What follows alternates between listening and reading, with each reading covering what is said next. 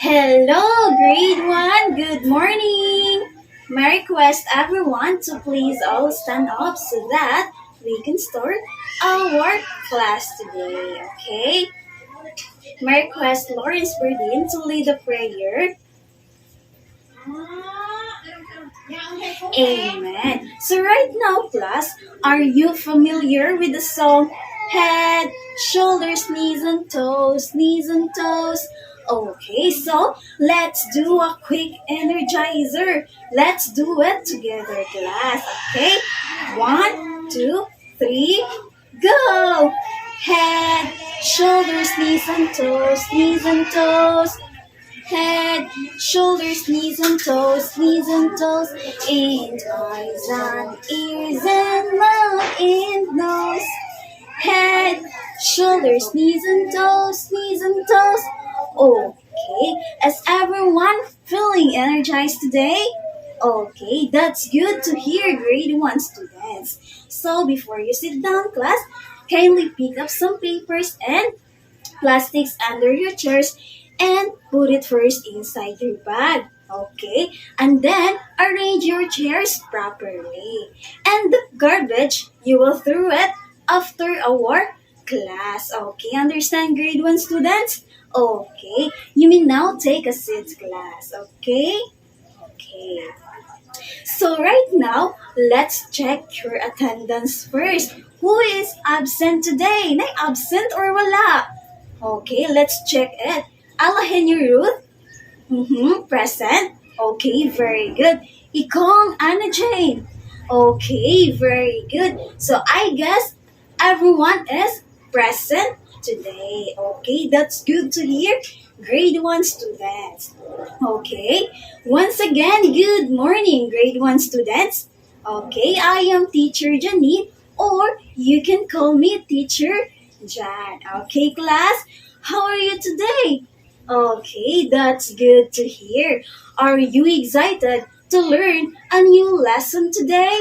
Okay, but before that, I want everybody to read our classroom rules. Okay, so now I get prepared si teacher nga classroom rules. Okay, are you ready to know what are these? Okay, so let's read it together.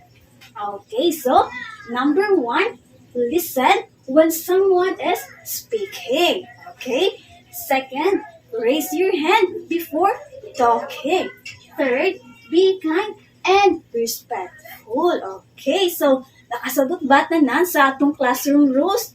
Okay, so that our class will have a fun, excitement, and safe learning environment for everyone. Okay, so I have here a stars glass. Naa sa box ang stars. Okay? Okay, so this stars is equivalent to our reward. Kisang may ganahan ng reward, Ari. Yes, very good, Alahenyo. And I guess that most of you also wants a rewards. Okay? And this stars is equivalent to a points. Okay? And ako na siyang ihatag to those students who will what?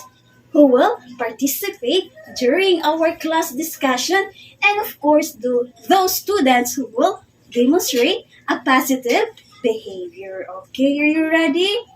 Are you ready? Okay, very good, grade 1 students. Okay, so right now, who remember what was our topic yesterday? Kasi may nakahinundong kung unsa to atong topic yesterday. Yes, apa. Okay, apa, what was our topic yesterday? Very good. Our topic yesterday is all about a story. Teacher, unsa gina ang story, teacher? Nakainundong ba mo class kung saan ang story? Okay, so yes. Alahenyo, when we say story, unsa na story? Very good. So class, when we say story, it is something we read or listen to. Very good. So, that si Alahenyo na siya'y stars. Okay. So, na stars si Alahenyo. Okay. You will claim it later. Okay, class? So, very good because kanang naami nakatunan sa tuang lesson yesterday. So, karon Kinsay ganahan mo kanta? Kinsay ganahan mo kanta? Okay, I guess most of you wants to sing. Okay, ganahan mo kanta o mosayaw? Okay, so naay kanta diri si teacher. Okay, and the song is all about the what? Unsay title sa story ay unsay title sa song ni teacher? Teacher, unsay title sa imong song, teacher? Okay. Okay, so the title of the song is all about If Your Story. Okay, again, the title of the song is all about If Your Story. Okay, are you ready to know unsa ni siya nga kanta? Okay, so are you familiar with the song? If you're happy and you know it, clap your hands. Okay, so the title class, If Your Story, ang tune niya is all about if you're happy and you know it, clap your hands. Okay, are you ready to sing? Okay, let's do it together. But first, the IC teacher ang makanta. Then after that, we will do it together. Or we will sing it together. Okay, are you ready, class? Okay. Okay. If your story tells a tale, name the who. If your story has a setting, point and say there. If your story has a problem, show dismay. O something now sa dismay. Oh no! If your story has solution, shout yay! And now, class, it's your turn. Okay, are you ready? Okay, let's sing it together. 1, 2, 3, go! If your story tells a tale, name the who.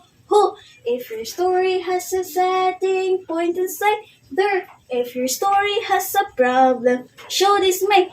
Oh no! If your story has solution, shout yay! Okay. Has everyone enjoyed the song, class? Yes, alahenyo. Okay, very good. So let's find out what this have to do with our lesson today. Okay? Okay, are you ready to know unsa atong lesson today?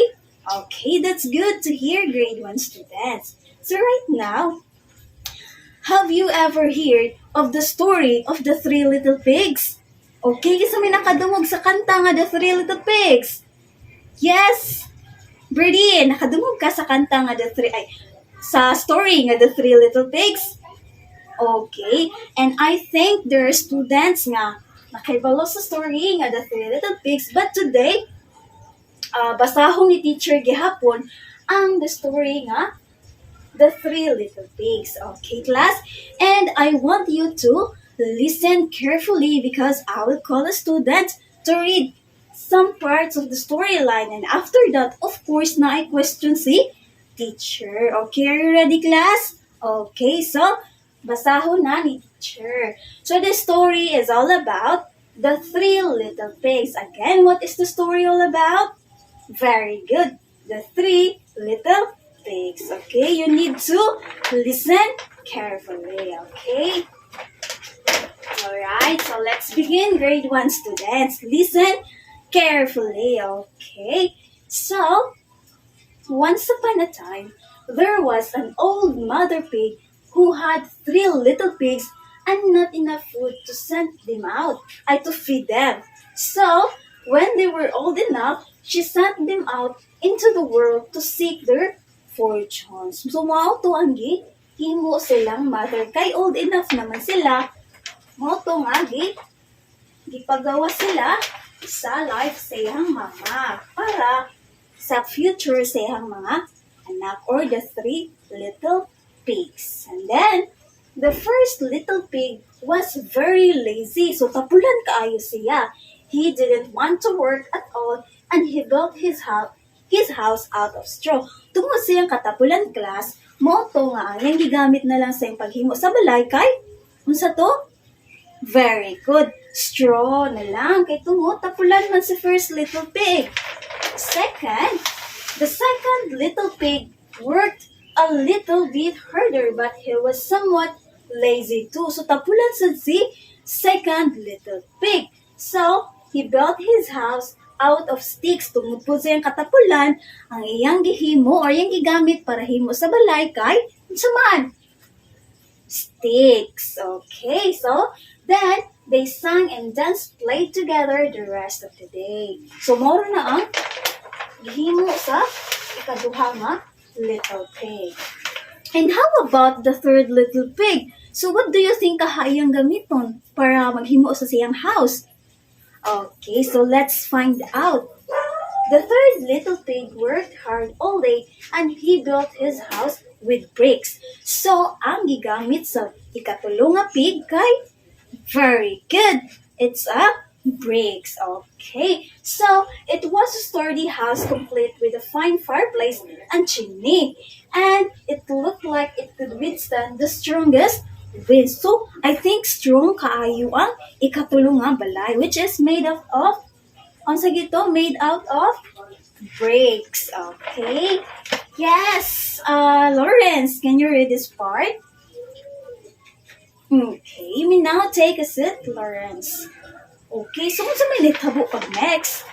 So, he knocked on the door and said, sumingon ang wolf na siya nga, little pig, let me in, let me in. But the little pig saw the wolf's big paws and through the keyhole. So, he answered back. So, ni Ana ang little pigs. Ano siya? No, not by the hairs on my chinny chin chin. Muto niingon ang little pigs. Kaya nga naman, they were frightened. So, nahadlok sila. Of course, tungod sa dako kaayo nga po sa wolf. Okay? And then, the wolf showed his teeth and said, said ang wolf, then I'll huff and I'll puff and I'll blow your house down. So, sa kana nga pamaagi ni wolf, nahadlok gyapon ang little pigs. So, he huffed and he puffed and he blew the house down. The wolf opened his jaws very wide and beat down as hard as he could. But the first little pig escaped and ran away to hide with the second little pig. Tungod sa ka-frightened the first little pig, ang niyang gihimo, nidagan siya para muadto siya sa ikaduha nga balay. Katong made out of, kung sa matong ikaduha nga balay nga gihimo. Okay, ang sticks, made up of sticks. Okay, so next, the wolf continued down the lane and he passed by the second house made of sticks. Okay, and he saw the house and he smelled the pigs inside and his mouth began to water as he thought about the fine dinner they will make. So, maon na ang hitabo. So, sa kayo sunod na hitabo di ay? Okay, so, niana sad ang wolf. He knocked on the door and said, little pigs, let me in, let me in. So, niana sad ang wolf. But the little pigs saw the wolf's pointy ears. So, nakitaan nila ang pointy ears sa wolf. But the little pigs saw the pointy ears. So, nakita nila ang pointy ears sa wolf through the keyhole. So, naagyapoy, puslok, or buho mo to nakita nila ang pointy ears sa wolf. And so, they answered back. So, nianalasad ang little pigs, no, not by the hairs on our chinny chin chin. So, niinunasad ang duha ka buok little pigs. So the wolf showed his teeth and said, then I'll huff and I'll puff and I'll blow your house down. So he huffed and he puffed and he blew the house down. The wolf was greedy and he tried to catch both pigs at once, but he was too greedy and got neither. So tungod sa iyang kahangol class, wa siya'y na kuha. Tungod sa iyang greedy, walay nakuha ang wolf. Bisag unsaon niya og unsaon niya og kuha or pagkuha ang mga little pigs. So, then, his big jaws plumped down on nothing but air and the two little pigs scrambled away as fast as their little hooves would carry them. So, tungod ka frightened sa duha ka little pigs na naganasod sila. Asa man sila punta? Okay, and I think, asa sila punta, class? Okay, sa ikatulong nga, house that made out of unsa man to? Bricks. Okay. The wolf chased them down the lane and he almost caught them. Okay, but they made it to the brick house and slammed the door closed before the wolf could catch them. So, muto ang itang class. And then, yes, Alahan Ruth, can you read this part? Mhm.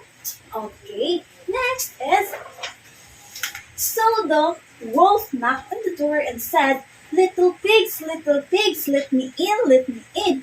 But the little pigs saw the wolf's narrow eyes through the keyhole. So they answered back, no, no, no, not by the hairs on our chinny chin chin. So niyana na sad mga pigs. And then, so the wolf showed his teeth and said, then I'll huff and I'll puff and I'll blow your house down. Well, he huffed and he puffed and he huffed, and he huffed, and he puffed. Okay? But he could not blow the house down. Tungod kay unsa may itong ikatulong nga balay? Made out of sticks. Kaya dayon, ang sticks ay, no, it is made out of what? Made out of bricks. Okay, so nasayop si teacher. Made out of bricks. Ito ay katulong nga. Okay, so at last, he was so out of breath that he couldn't huff and he couldn't puff anymore. So, sige mo sa wolf. Tungod na wagtangan naman siya og ginhawa tungod kay sigtagan, sigsaka, sigblow, and then, so he stopped to rest and felt a bit. Tungod ana, naguna-una na siya, unsahon din niya pagkaon ang tulo ka buok pigs para na siya dinner. Okay, so, but this was too much. The wolf danced about with rage and swore he would come down the chimney and eat up the little pig for his supper. So, muna gitot sa, muna gunahuna sa wolf para na siya makaon sa iyahang supper. And then, but, while he was climbing onto the roof, the little pig made up a blazing fire and put on a big pot full of water to boil. Sumoto munaan sa wolf class nga musaka na lang siya sa chimney para na siya agianan padung sa ubos or sa busod sa balay sa pigs. But bright sad kayo ang mga pigs class because usa may gihimo nila di ay okay, so naghimo sila og they were making a blazing fire and put on a big pot full of water to boil. So no ni class. Okay, can you see it? Okay, so mo nang gihimo sa little pigs para sad man para matakasan po nila ang wolf. Okay, and then just as the wolf was coming down to the chimney, the little piggy pulled off the lid and plucked and fell the wolf into the scalding water. Tungod adto nga mudaw na ta ang wolf class, gikuha nila ang lid sa pot. Muto nga ang wolf na shot sa pot. Okay, can you see it? Okay, so, muna ang nahitabo sa wolf. Okay, so, the little piggy put on the camera again, balled the wolf up, and then the three little pigs ate him for supper. So, instead nga ang wolf, ganahan niya kanon ng tulo ka wolf pigs, but nabaliglas. The three little pigs, ate the wolf for their supper. Okay, so that's all of the story. So muna ang story about. So my question si teacher. Teacher, unsa man imong question teacher? Okay, so ang question ni teacher class. Okay, so from the story sa three little pigs, unsa gitong gamiton para maghimo ta og strong house or mag-build ta og strong house? Yes. Yes. So, very good. So, ang gamiton class kay bricks para atong balay mo stand strong bisan unsa pa nga bagyo or mga hangin or mga kalamidad. Okay, so, where did the story happen? So, asa man din nahitabo ang story nga the three little pigs? Yes, sa paap. Where did the story happen? Very good. In the forest. Okay, so class, do you think ang pigs is nagpuyo sa same nga house? Okay, very good. So at first, wala. Tungod kay lalahi man sila og balay. Sa first, kay made out of Unsa man to? Straw. Sa second nga balay, made out of sticks. And how about the third? Made out of bricks. Okay, so class, what do you think happened gani sa first nga nahitabo sa the story of the three little pigs? Okay, so the pigs built their houses. And how about what happened next? Okay, so the wolf tried to blow their houses. And how about what happened at last? Very good. So, nahitabo pag last class, mao to nga ang brick house ni Stand Strong and the three little pigs were safe. So, napildi nila ang wall. Okay. So, muna siya ang story class. So, what do you think is our topic today? So, unsa man itong topic karon class? Okay, yes. Very good. So, our topic today is all about the elements of a story or a story element. Teacher, what is a story element? So, nangutan mo ni teacher. Okay, so let's find out later. Okay, so let's find out later kung unsa na ang story element. Pero, first na ay teacher are si teacher. Okay, so do you know them? Kailan mo nila kinsa sila? Okay, so these are the three little pigs and the big bad wolf. And how about this one? Very good, it is a forest. Okay, so sa inyong question din na class mo, unsa din ang story element?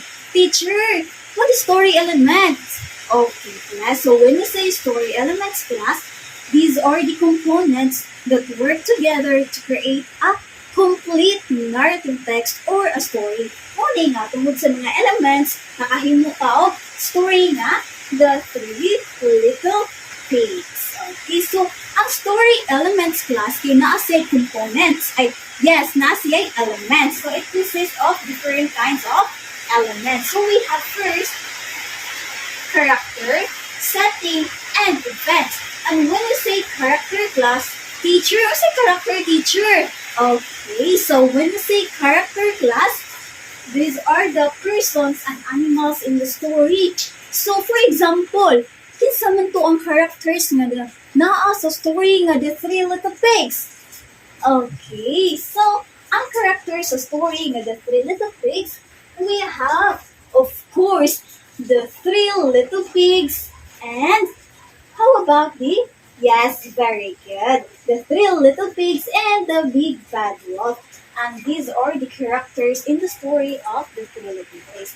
Again, when we say characters class, these are the persons and animals in the story. Okay, very good.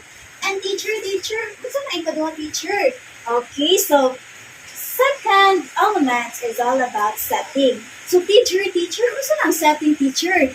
Very good. So, when we say setting class, it tells us where did the story happen. Okay, so from the story of the three little pigs, where do you think is the story happen class? Okay, very good. So, ang story kay nahitabo sa forest and forest is the setting of the story. Okay, class. So again, when we say setting, it talks about or it tells us where did the story happen. Okay, and last we have events. Okay, so when we say events class, it tells us what happens in the story. Again, balik ko ni teacher. Unsay nahitabo sa story nga the three little pigs? At first, next, and last. Okay, very good. So, first, nahitabo class. Unsay itong nahitabo class sa story nga the three little pigs? Of course, the pigs built their houses. Okay, fast naman, we can use build. Okay, and what happened next? Okay, so the wolf tried to blow their houses. So, ganahan sa wolf na i-down ang mga balay sa houses. Kaya ganahan man yung kanon ang mga pigs. Kaya gutom na kayo siya. Okay, and next, when we say, what happened at last? Okay, so, the wolf, so ang pigs, kay ilang nahimong supper or gikaon nila ang wolf, and the three little pigs were safe. So they live happily in the great house. And that is an event all about. So event again, when we say event, it tells us what happens in the story. Okay, again, when we say story elements class, these are the components that work together to create a narrative text or a story. Okay, and it consists of three elements here. So there are kinds of elements class, but si teacher can focus sa character, setting, and events. When we say character, it tells us who are the persons or animals in the story. When we say setting, it tells us where the story happens. When we say events, it tells us what happens in the story. Okay? Okay, class? Okay, nakasabot ba ang tanan? Very good. So right now, I know that you really understand what was our topic earlier. I want you to i-group mo ni teacher, okay? Okay, so let's have fun class with our story, okay? I will group you into what? Into two groups. And each group will have a special mission. Okay, so to be guided during the activity class, na I criteria here is a teacher. Okay, so we have participation, understanding of the story, listening and focus, speaking skills, so specific kasi as a box or as a group. What group 2 I think? Group 1. And then for teamwork and respect, so we have excellent for 3 points, developing for 2 points, needs help for 1 point, and the total of 15 points. Okay, are you ready to know unsa inyong task? Okay, so let's find out. Okay, so for group 1 class, kay inyong story or inyong task is all about the what? Okay, so for group 1, your task is all about the who, so kinsa, the where, so asa, okay, and then what. Okay, again for group 1, your task is all about the who, where, and what. Okay, teacher, sabi mo teacher. Okay, class, so all you need to do is to pick pictures here or cards or words, and then if makapick na mo, you need to what? You need to ipakita nimo sa imong mga classmates, and then imuhang ingon if it's a character, setting, or event. Again, this is for the group 1, this line is for group 1, or this side is for group 2. Okay, group 1, mo pick mo diri sa box, and then inyong i-describe if it is a character, setting, or event. Okay, understand group 1? Okay, how about for group 2? Okay, so for group 2, your task is all about the yes. Your task is all about the yes or no game. Okay, are you ready, group 2? Okay, so first, inyong sundon si teacher sa pagbasa. Okay? So first, si teacher ang mubasa. And then, kamo na sad ang mubasa, group 2. And then after mubasa, inyong erase inyong yes or no nga stick. Kung inyong answer no, you need to raise the yes. You need to raise the no. Pero if yung answer kay no, yes, you need to raise the yes stick. Okay? So if inyong answer kay no, you need to raise this. If your answer is yes, you need to raise this. Okay, understand group 2? Okay. Okay. So, okay. Okay, very good. Group 1 and Group 2. So let's have ourselves a 10 claps, okay? 1, 2, 3, 4, 5, 6, 7, 8, 9, 10. Very good. Group 1 and Group 2. So right now, na ay question na po si teacher. Okay, so teacher, unsa lang po na imong question? Okay, so unsa ganito ang mga elements nga nasa story? Or unsa to ang nasa story? Okay, very good, Ruth. So when we say elements class, these are the what? So nag-compose siya of character, setting, and events. So class, why is it important for us to know what are the elements of a story? Anong importante man dyan na to? Hibaon, kung unsa ang or unsa ang elements sa story. Okay, so class, it is important for us to know what are the elements of a story for us to understand what is the story all about. Para sad, makaibalot ta class na kung sa din ang sud sa story teacher. Yun ana, para sad, naatay moral nga lesson nga mahibawan sa story. Okay?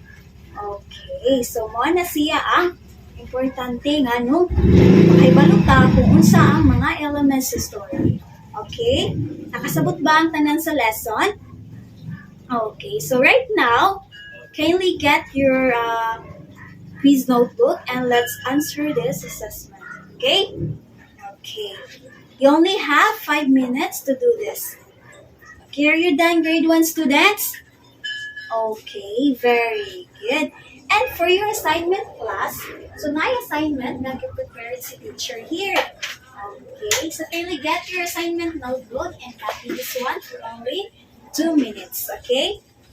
So the assignment is all about you need to bring a storybook tomorrow. So I guess na mo'y mga favorite story at home, then you need to bring this or you need to bring it tomorrow para inyong i-share sa front kung unsa na siyang story or unsa na siyang story all about.